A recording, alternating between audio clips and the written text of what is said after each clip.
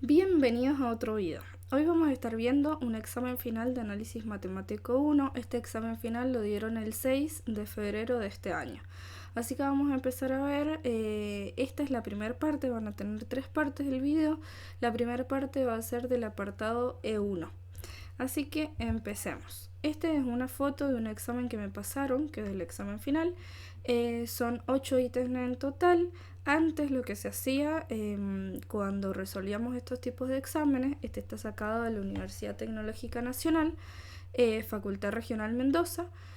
Antes los exámenes en esta parte eran múltiple opción, ahora van a ser solamente para poder completar con lo que nos están pidiendo. Entonces vamos con lo primero. Acá, si se van a dar cuenta, ya están resueltos algunos de los ejercicios, pero están resueltos mal. ¿Por qué? Porque es una foto del examen. Entonces no tengan en cuenta lo que está escrito, sino lo que vamos a hacer ahora.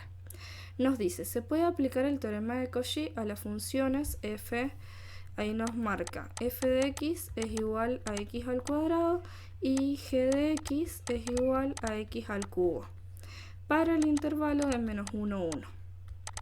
Eso es lo que tenemos. Si la respuesta es negativa, justifica, y si es afirmativa, del valor de C que verifique el teorema. ¿Qué vamos a tener acá? Lo que vamos a tener que tener en cuenta es cuál es el teorema de Cauchy.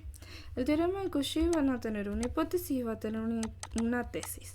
La hipótesis del teorema de Cauchy nos va a decir que f de x y g de x son funciones, son funciones continuas en el intervalo AB cerrado, y f de x y g de x son continuas, acá vamos a decir que son derivables, ya dijimos que eran continuos, son derivables en el intervalo abierto AB.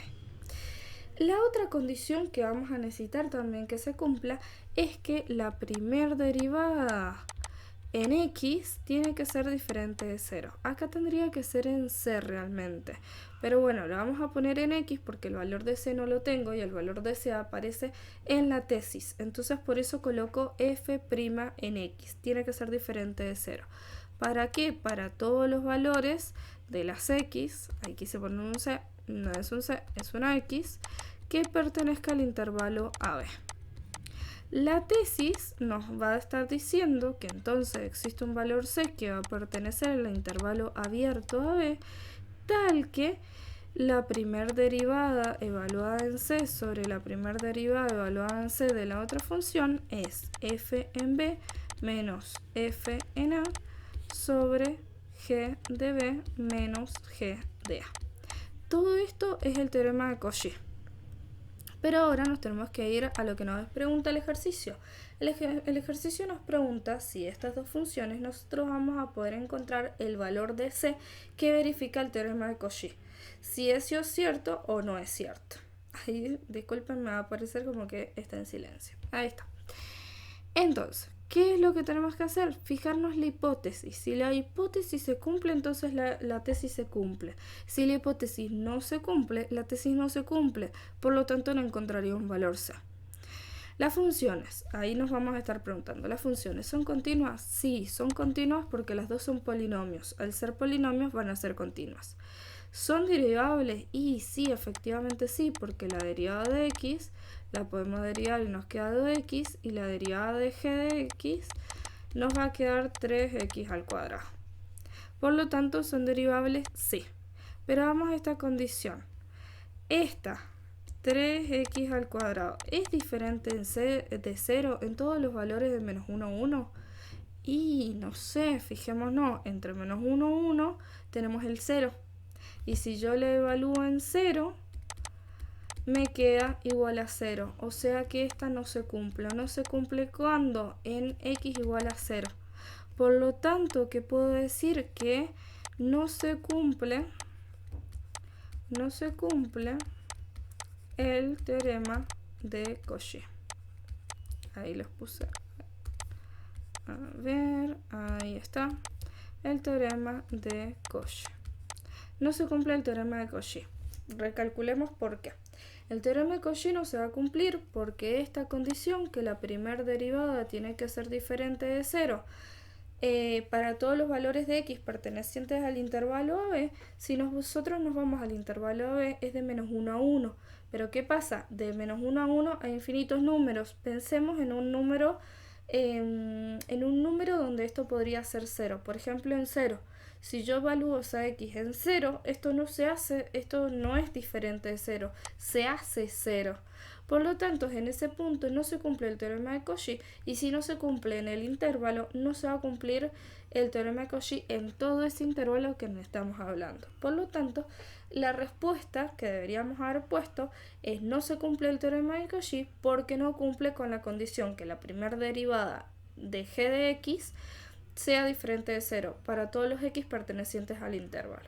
Porque esta condición no se cumple, entonces no se cumple el teorema de Cauchy. Eso es lo que se tendría que haber escrito en el examen. Lo que tenemos que ver es el punto 2 que nos dice la función f de x va igual a la raíz de 2 más x definida en el intervalo menos 2 menos 1. Determina y anota el valor de c. Entonces nos pregunta el valor de c, cuya existencia garantiza el teorema del valor medio del cálculo integral en el intervalo indicado. Recordemos cuál es el teorema del cálculo integral. Nos está diciendo como hipótesis, porque ya que es un teorema, tiene hipótesis y tesis. La hipótesis nos dice que f es una función continua en el intervalo cerrado. Y la tesis nos dice que existe un valor c que pertenece al intervalo AB, tal que f en c va a ser igual a 1 sobre b menos a por la integral de a hasta b de f de x diferencial de x. Entonces vamos a tener que resolver eso. La función que dice f en c significa que es la función que nosotros teníamos originalmente, pero ahora en vez de evaluada en x, evaluada en c. 1 sobre b, recordemos este es el valor de a, este es el valor de b. Sería b menos 1 menos 2, la integral de menos 2 a menos 1 de la función la raíz de 2 más x, diferencial x. Entonces, esta primera parte nos está quedando exactamente lo mismo porque no la vamos a estar modificando. La segunda parte, acá nos va a estar quedando 1 como resultado. Y si nosotros hacemos el cálculo de esa integral, nos va a quedar 2/3. Esta integral nos va a quedar 2/3 que la vamos a poder calcular con el método de sustitución. Si quieren que después resolvemos esta integral en otro video, lo hacemos, pero acá les digo que esa integral, esto nos va a quedar 1 y todo esto nos va a estar quedando 2/3. Entonces nos queda 2/3. Como yo quiero el valor de c, lo voy a despejar. La raíz la voy a pasar como potencia y este 2 lo voy a pasar restando.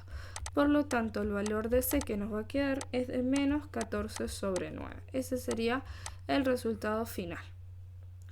Vamos con el otro. El otro nos pide, enuncia en forma completa el criterio de convergencia de Reib. Yo les suelo pronunciar y decirle que es Reib, pero bueno, ahí ustedes me dicen cómo lo pronunciarían ustedes. Lo que vamos a tener que hacer acá es recordar el criterio que nosotros vamos a tener. El criterio para esto es el límite con el que vamos a estar resolviendo el ejercicio. Vamos a decir que es el límite de n tendiendo a infinito de n paréntesis 1 menos a n más 1 sobre a n. Todo esto entre corchetes y esto nos va a dar igual a un valor L. ¿Qué pasa? Ese valor L con el que nosotros vamos a tener, vamos a decir qué pasa si es mayor a 1, qué pasa si es menor a 1 y qué pasa si es igual a 1. Si es mayor a 1, entonces va a ser convergente. ¿Qué va a ser convergente? La serie. Entonces, ¿qué deberíamos aclarar acá? Que la serie AN, la sumatoria de series AN vamos a poner, esto es una serie así de términos positivos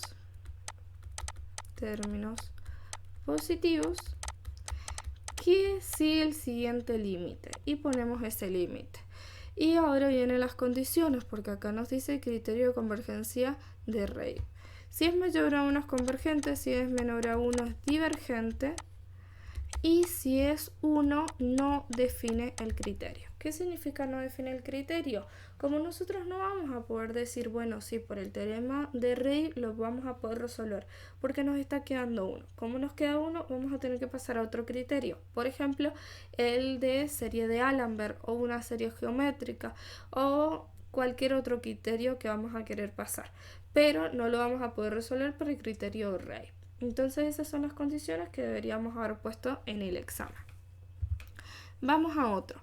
Considere la función f que es continua en el intervalo menos 5, 5 para, esto es muy importante, de 0 a 5 de f de x, diferencial de x nos dice que vale 4. Al evaluar la integral de menos 2 a 3 de f de x más 2, tengo que encontrar el resultado, pero no sé cuánto es el resultado, pero lo tengo que encontrar. Lo que vamos a hacer es aplicar la condición de la regla de Barrow. Entonces, ¿qué nos dice la regla de Barrow? Que esto va a ser f en b menos f en a, que va a ser igual a 4. ¿Qué es b acá? Y este de acá es b y este de acá es a. Entonces sería f de 5 menos f en 0 es igual a 4. Vamos a la otra de acá. Ahora nuestra función es f de b más 2 menos f de a más 2. Y es igual a un valor que yo no conozco. B que sería, b es 3, 3 más 2, menos el valor de a que es menos 2 más 2. Es un valor que yo no conozco. Esto me quedaría f de 5 y esto me estaría quedando 0. Pero si nos damos cuenta, esta condición es igual a esta condición. Por lo tanto, esto tendría que ser igual a esto. Por ende, este resultado nos queda 4. Lo que deberíamos haber puesto ahí es 4. Así es como se resolvería el punto 4. Vamos al 5. Definición, siendo f una función derivable en x igual a, el valor de la derivada de f en x igual a representa geométricamente.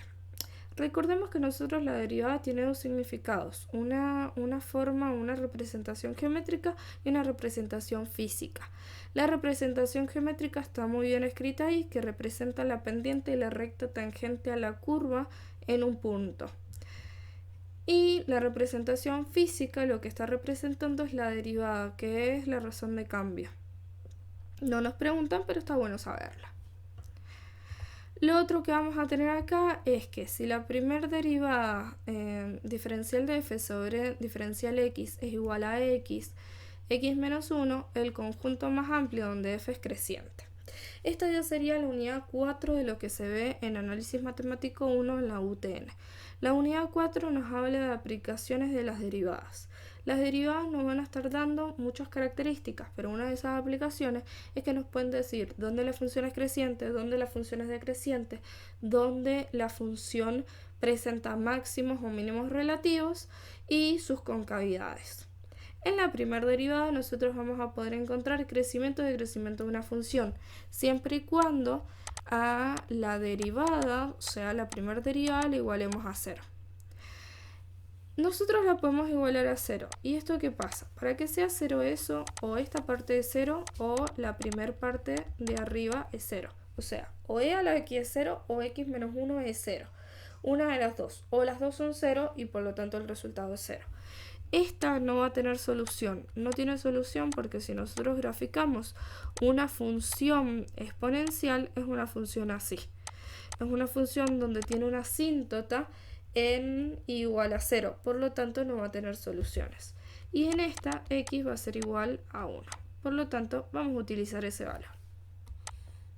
Yo lo que suelo hacer para esto, que para mí ver es un poco más sencillo, es trazar una recta donde ubico los valores de los ceros que acabo de encontrar. En este caso es un valor 0 que es x igual a 1. Lo coloco y evalúo. Esto de acá es lo mismo que anotar que es la primera derivada. Entonces, evalúo la primera derivada en un valor que sea desde menos infinito hasta 1, sin tomar el 1. Entonces me fijo un valor acá que me guste. Un valor que sea fácil de calcular. No se pongan a poner valores muy difíciles. Un valor fácil. Por ejemplo, -1, 0, -2, -5 y hasta ahí. No se van a poner a calcular -0,55. No, háganlo un valor fácil. Por ejemplo, en 0. Y acá también encuentren un valor fácil. De 1 más infinito tienen que encontrar un valor. Al expresarles yo que encuentran un valor, significa que ustedes de ese intervalo digan, bueno, quiero que sea, no sé, 2. Puede ser 10, puede ser 5000, sí, puede ser el valor que ustedes quieran mientras estén en ese intervalo. Pero yo les recomiendo que sea un valor fácil de calcular. Entonces, lo que nos vamos a fijar acá es buscar la imagen de esos valores. Pero lo importante no es el resultado, sino el signo del resultado que nos va a quedar. Por lo tanto, si yo lo evalúo en 0, acá me queda negativo y acá me queda positivo. ¿Qué significa eso? El valor resultado, esto es de la derivada. Si la derivada nos queda negativa, significa que es decreciente. Si la derivada nos queda positiva, significa que es creciente. Por lo tanto, lo que nos están preguntando acá es dónde la función es creciente. La función, el intervalo de crecimiento, va a ser de 1 a más infinito. ¿Qué pasa? El 1 tiene que ser un valor 1 abierto. Recuerden que tanto para las funciones, cuando ya las teníamos graficadas, ese valor lo poníamos abierto. Entonces de 1 a más infinito. Eso es lo que había que colocar ahí. Vamos a este. Esta ya es la unidad 7 de Análisis Matemático 1, donde nos habla de sucesiones. Lo que tenemos que hacer es, teniendo esa sucesión y teniendo ese valor de epsilon, tenemos que encontrar el menor valor de n para el cual se verifique la definición del límite. Lo primero que vamos a tener que hacer es calcular el límite de n tendiendo a infinito de 2 a la n sobre 3n más 1. Eso les va a estar quedando 0. ¿Cómo lo voy a poder calcular? Generalmente yo lo que suelo hacer es ponerlo en la calculadora. Pongo esta fórmula en la calculadora. Y donde está el n le voy dando valores. Por ejemplo, le puedo dar valores 10, después le puedo dar valores de 100, después le doy valores de 1000. Y me fijo la tendencia que tiene ese resultado. En ese caso, ese límite nos va a dar 0. Lo que vamos a hacer ahora es decir, bueno, la condición es que a n menos l tiene que ser menor al epsilon. Entonces, 2 a la n sobre 3 a la n más 1 menos 0, que es el valor de l, esto es l, tiene que ser menor al epsilon, que es 0,1. Para poder resolver eso de ahí, lo que vamos a poder hacer es decir, bueno, menos 0,1 es menor a esto no hay, ahora sí, es menor a 2 a la n sobre 3 a la n más 1, que es menor a 0,1. Para poder ir resolviendo eso, yo les recomiendo que vayan colocando unos valores. Por ejemplo, a nosotros acá al sumar tendríamos 3 a la n por 3 menor a 0,1. Así, de esa forma. Lo otro que vamos a hacer es colocar esto, que es esto, 2 sobre 3 en un mismo exponente. ¿Por qué? Porque tenemos los mismos exponentes, entonces lo puedo juntar. Por 1/3 es menor a 0,1. Lo que puedo realizar ahí para eliminar ese 3 que está abajo es multiplicar cada término por 3. Cada uno de los valores los tengo que multiplicar por 3. Entonces, ¿qué tengo que hacer? Tengo que colocar 0 por 1 por 3, nos estaría quedando 3 sobre 10, que sería 0,3. Entonces, nos va a estar quedando menos 0,3 menor a 2/3 por logaritmo natural de n sobre 0,3. Para poder resolver eso nos vamos a quedar solamente con esta primera parte. Esta parte ya no. ¿Por qué? Porque para poderlo resolver yo voy a aplicar logaritmo natural. ¿Por qué aplico logaritmo natural? Porque hay una propiedad que nos habla de que lo que yo puedo hacer es bajar el exponente. Por ejemplo, yo tengo el logaritmo natural de a sobre b, yo tengo b sobre el logaritmo natural de a. Esa propiedad nos ayuda para resolver este ejercicio, porque acá nos va a quedar n por logaritmo natural de 2/3 menor al logaritmo natural de 0,3.